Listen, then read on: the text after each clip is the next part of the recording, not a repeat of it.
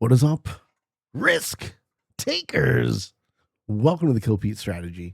I am Pete. I'm a top grandmaster playing Risk, Global Domination. And if you are interested in getting better at the game of Risk, I invite you to subscribe to the channels and come along the ride with me, ladies and gentlemen. This is episode 3 of our ultimate guide to Risk, Global Domination. The goal of today's episode is going to be progressive world dom. So our next lesson is we're going to be working on our progressive world dom skills. So we're going to go back to the classic map, and we're going to start. Lesson number 2 was regarding the classic map with fixed cards, so you can see sort of the rudimentary way to play the map and to understand the diplomacy. We're going to switch from fixed card state to progressive cards, and I'm going to set up a game with a expert bot automated if anyone disconnects, which means the bot will attack and take cards. Switch the clock to 90 seconds just so we'll have enough time to talk about everything with no alliances, no filtering of player rank, and balance splits dice. So with our Ultimate Guide series, I'm trying to demonstrate the skill acquisition in the game sequentially.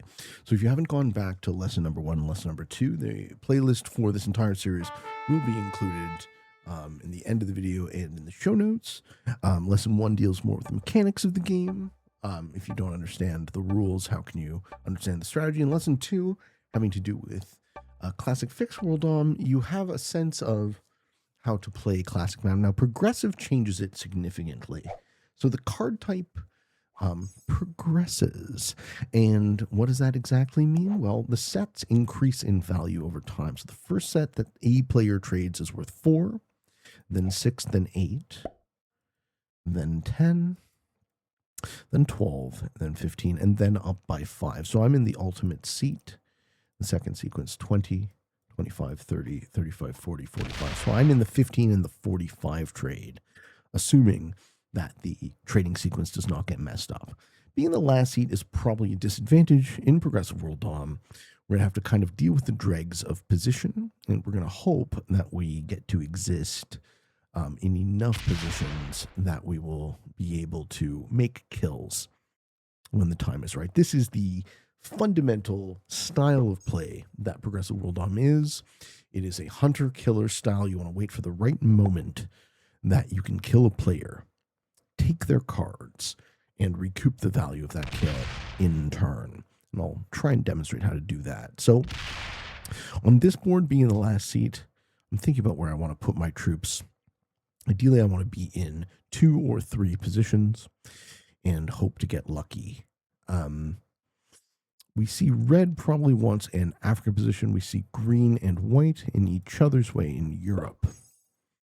Purple is a bot, so the bot is going to be overly aggressive in Prog World. The bot is going to attack too much. It's going to set early. It's going to become the fish. This is white stepping into North America. This is a good play for white, them leaving, because they don't want to just lose all their troops to green. I would expect to see the purple bot add to Australia, and maybe I'll have the ability to get my 5 out. Hopefully we do. No, purple bot adds on the other side. Do they roll one of the 4s? More likely they roll my 2 or my 3. Yep. So we lose a 3. Looks like we've already lost a 3. We're already down to 15 troops. This is not a great open. And finally, what does orange do? I'm just looking at what my opponents are doing, which will inform where I place my troops. Orange putting in there tells me he's going to pop my 2, and I will really only be in Australia and Asia on this board. It's a tough start. Tough start for the old Peteman this time around. Did I hit the 5? No surprise. It's my 2. Okay. Okay, so turn 1 here. That is orange letting purple take. I could potentially try for Australia. That might be the way we play it. I don't love going for bonus here. Let's see what the roll is on white. Maybe if it's a good roll, we can continue. So I'm going to roll the slider down to 100% to take. You see at the top, We blitz win chance 100%, a 7v3, so 6 additional troops is 100% roll. Reason you do this is to mitigate troop loss. The game allows you to overcommit troops, which would be a decision that players would never make. So I count this among one of the more significant design choices that could be shored up in improving the game, not having to worry about risking additional troops and risking troop loss. But that is one of the uses for the Blitz slider. So we do get an Australia Open, so we take a bonus in Progressive World. I'm really not the way I would have played it in the past, advocated playing it, but seeing as how we are in the final seat, getting the additional 2 troops will help us catch up as long as it is not invaded. So I am playing, and I hate to do this for the tutorial because this is not the way I would advocate playing. I have a preferred positional theory for this map that says you just want to stay out of trouble. And originally, in days of yore, these were the very first settings on the channel. I did a series in Classic Progressive. I was a grandmaster on these settings, playing on my phone with animations on before I even downloaded it on PC. So if you go back, my very early stuff is still available. It's hilarious how much we've changed, ideally for the better. And it's nice to revisit Classic Prog, but as I said, the settings have kind of become solved. So I don't recommend grinding these settings for ranked, but I do recommend learning how to play progressive, and there's no better way to do it than, say, using something like a map where the bonuses barely matter. When I talked about progressive being a hunter-killer style, what I mean is the cards end up being the thing that determines the outcome. So, because the sets increase over time, at some point during the second sequence, a trade will be worth more than a player has in total troops. And at that point, it is beneficial to kill them if possible. The trading sequence will normally occur in turn order because the rules of the game are such that you cannot hold more than 5 cards during your turn. If you're holding 3 cards, you're about 33%. You're about 1/3 likely to have a set. If you're holding 4, you're more than 2/3 likely to have a set. If you're holding 5 cards, you're 100% guaranteed to have a trade in Risk. There is no hand of 5 cards in Risk that does not contain a trade. And so because of that, the game forces you to set it in if you are holding 5 cards in turn. So the circumstances by which we get cards is if we take at least 1 territory, you can take 1, you can take 2, you can take 30. If you do so at the end of your turn, you will get a card. I'm going to pop out. I'm going to pop over. I don't want to block Kamchatka. I want to have access if possible. It's a really good situation. We've caught up in terms of troops from holding a bonus. One of the things I would recommend not doing is gunning too hard for bonuses, but it seemed like this was the one that was gifted to us. So we're going to take it and we're going to hope that the Australia position is what carries the day. As far as the cards go, if you get 1 card a turn, the only other way you get cards is by killing a player. So if you are holding 5 cards at the beginning of your turn, you are forced to trade. If you pick up that last card at the end of the turn, you can be holding 5 cards, and that's basically the only time the game allows you to hold them. If you kill a player and you find yourself holding 5 cards, the game also forces you to trade. So this is the key mechanic in progressive that allows you to chain kills into profitable game-winning sequences, and we'll hope to demonstrate that. So we're seeing the purple bot on South America. We're seeing green take Europe. We're seeing red take Africa. We're seeing a lot of bonus taking for this stage of the game. I'm expecting to see purple bot be a problem for... There's a couple of things purple bot could do. It could add in North America, it could add here, or it could start causing problems for one of its neighbors in South America. I like Green's move from not taking the bonus. He's not forcing anyone to break him. Green is also in a single position. Ideally, I'd like to be in more positions. So another way I could have played my previous turn was trying to line up here with an idea of getting into North America. You want to be in more positions in progressive for two main reasons. You want to be lined up to make kills, and you want to be hard for anyone else to kill you. If you are not alive, you cannot win the game. So the most important thing you want to pay attention to, 5v4? Does it land? It does not. The most important thing you want to pay attention to, it fails a card. Does the 2v1 light up? 2v1 does not light up. Okay, the bot being behind a card is going to mess up the sequence. The most important thing you want to pay attention to is who can kill you. The second most important thing you want to pay attention to is who can I kill. So right now, because I'm in the last seat, I have to wait. I have to position myself properly to line up on kills. I don't really have access to North America. I think I want to remove the purple bot from there because I want purple bot stacking and causing trouble on pieces of the board that I am not. Ooh, we get a Joker. Jokers are big and progressive, right? Jokers will guarantee me a follow-up set if I set on 5. Okay, we get an early trade from red. Doesn't really cost them much because they're in the first seat. Don't think they're going to... Maybe they are going to try and kill the bot. I would put more than a 4 there.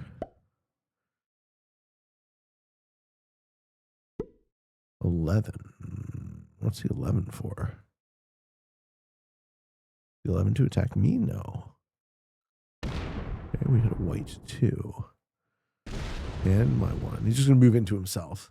Ah, okay. This is... Okay, so red is playing fixed world dom in progressive. We will often see this. We will see players playing a more fixed style.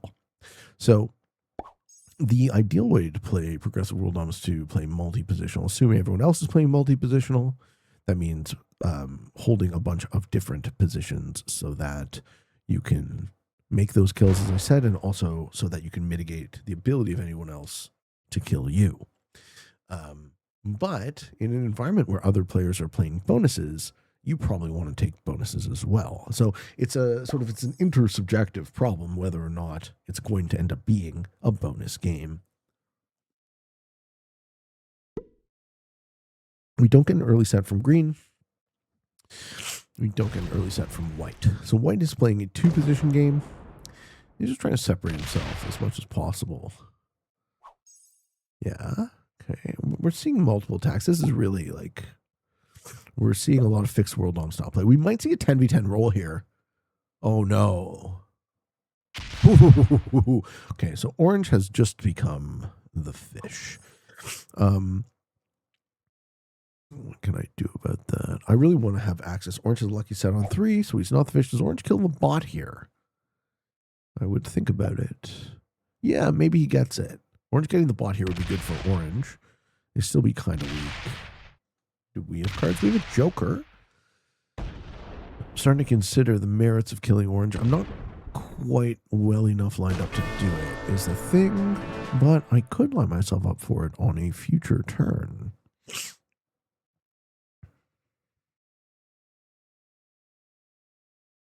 The white killer appeal. Well, that was stupid. Orange just bombs troops out of existence. Okay. That makes it a lot more likely. What I should do is I should line up on the orange kill next turn.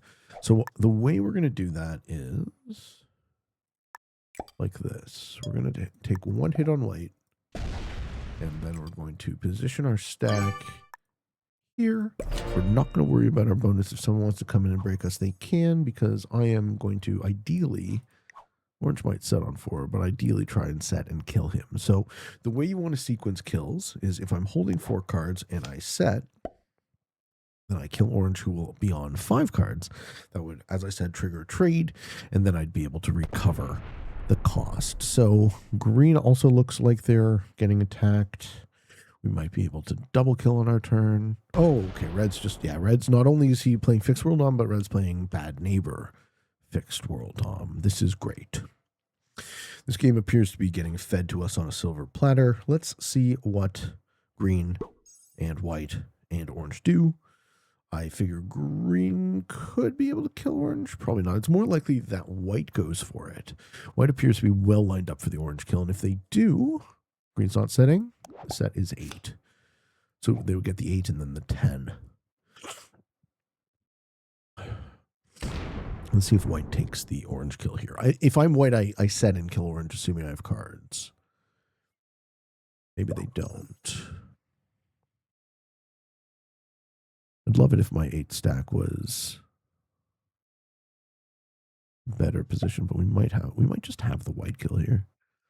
White into orange.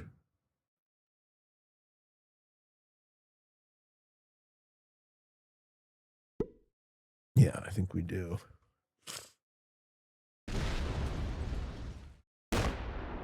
No, he's going for the orange kill.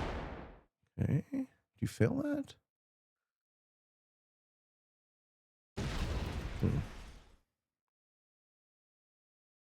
Looks like he's going to fail it. Unless he splits perfectly and gets good dice.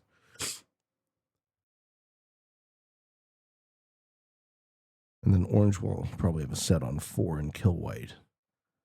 And that's still bad. No, he stops. Okay, no set, please. No set in its game.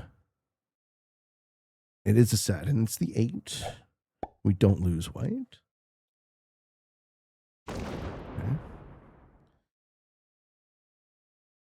And that means I get the 10.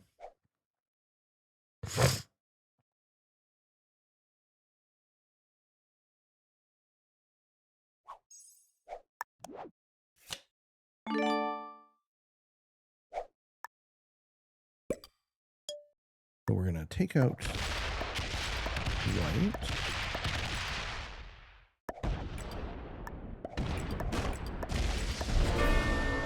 Yeah, we are. So we take 5 cards there. We get the 14 trade. And on 3, I can kill orange. So I will.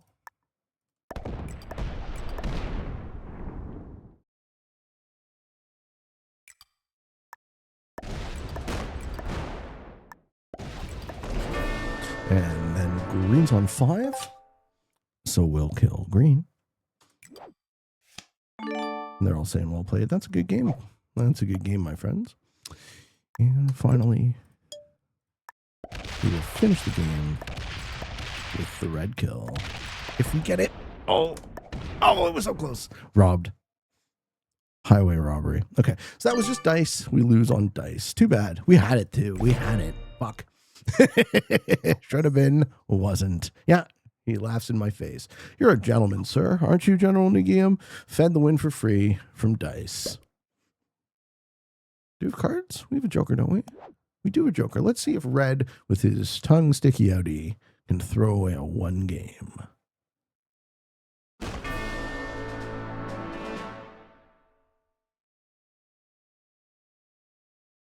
It's a 90-second timer, so probably not. 20 trips. It's early. It's early in the sequence. Let's see how hard this guy can hit me.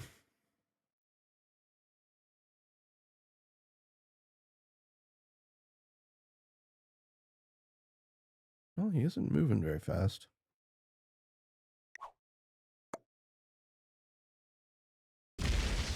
Yeah, I get the feeling that our opponent here is a very new player, so.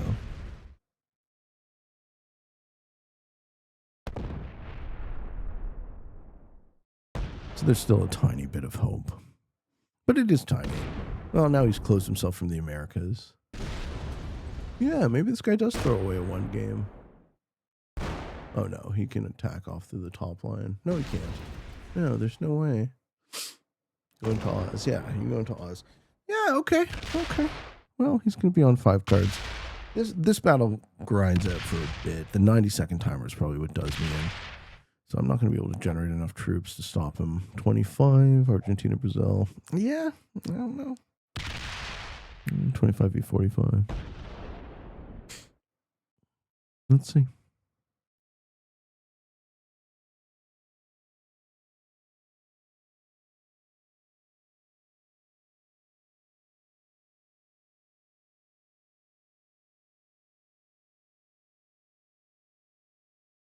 Mm-hmm. I also have stacks locked in the middle.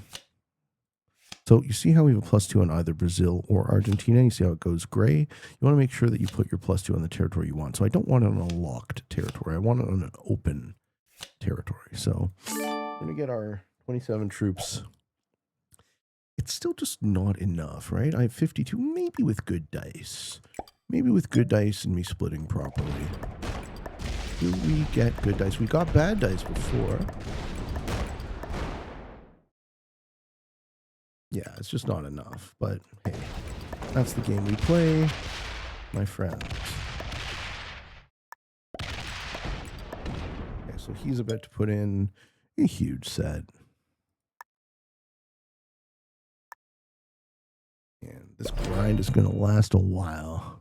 But I think they ultimately win. And that's the power of the cards in Progressive. Right there.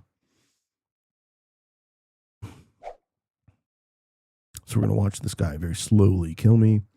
And then that's the lesson. So there are a couple of things that we can take away from Progressive World Dom. I think the settings as they are right now are too lucky to play consistently. So until and unless something major occurs that changes the way the ranking system distributes skill points, you will probably lose. I would imagine, actually, it's funny enough for me to say, it's probably harder to be a GM on these settings now than it is to be a GM on Classic Fixed. But if you're good at Prog World Dom, Classic Map is the problem. It's not the Prog World Dom is the problem. It's that Classic Map just isn't quite competitive for the mode. So this lesson kind of encapsulates a lot. I think I got into most of it. I'm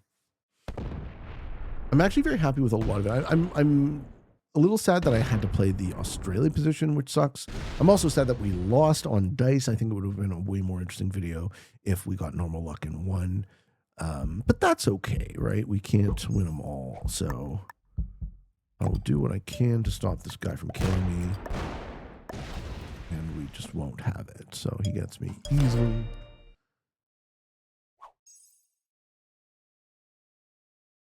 Probably this turn, if he isn't terrible. He's got another set. Certainly this turn. Good enough. And there you have it. So what else do I want you guys to take away from this? I think the skill acquisition and risk is Classic Fixed, Understand Diplomacy, Classic Progressive, and then Progressive on other maps, and then incorporating other modes. So for lesson 4, I might show you this mode, but on a good map, and you can sort of see the difference.